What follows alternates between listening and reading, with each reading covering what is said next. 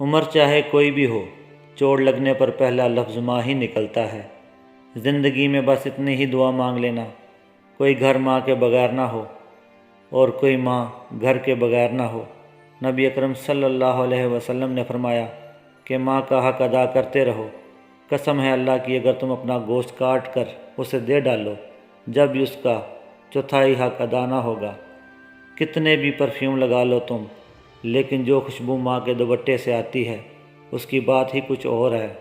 ماں کی محبت کا مقابلہ دنیا کی کوئی محبت نہیں کر سکتی۔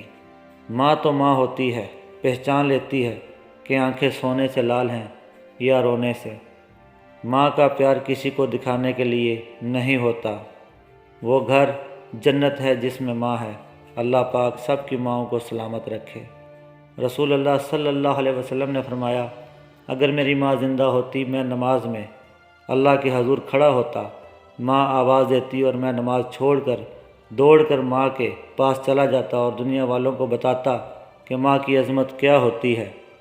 ماں اگر بیمار بھی ہو جائے تو پورا گھر اداس اور سونا ہو جاتا ہے۔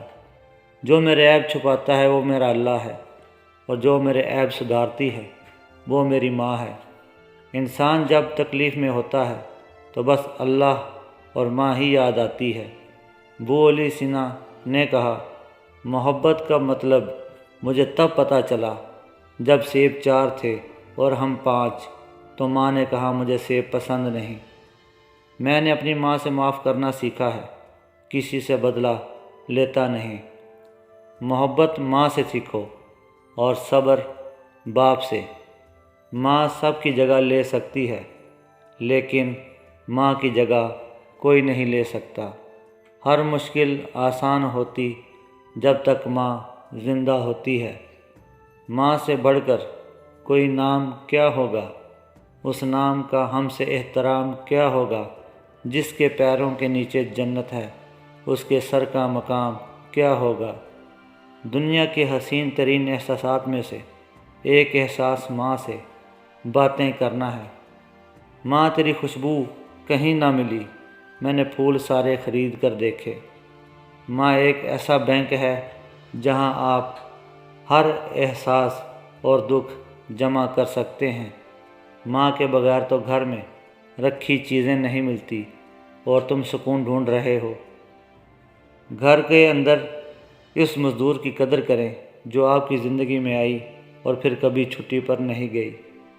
ماں کی ایک عادت خدا سے بہت ملتی ہے، دونوں ہی معاف کر دیتے ہیں۔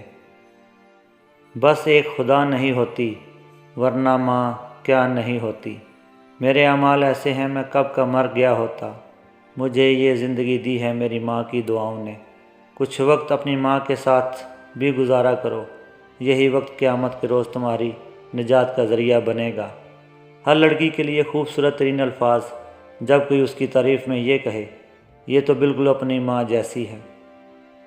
ماؤں کی جائے نماز پر کی جانے والی دعاؤں نے ہمیں کیسی کیسی بلاؤں سے بچایا ہوا ہے، اس کا علم سوائے اللہ کے کسی کو نہیں۔ دنیا کی 3 خوبصورت ترین خواتین، میری ماں، اس کا سایہ اور آئینے میں اس کا عکس۔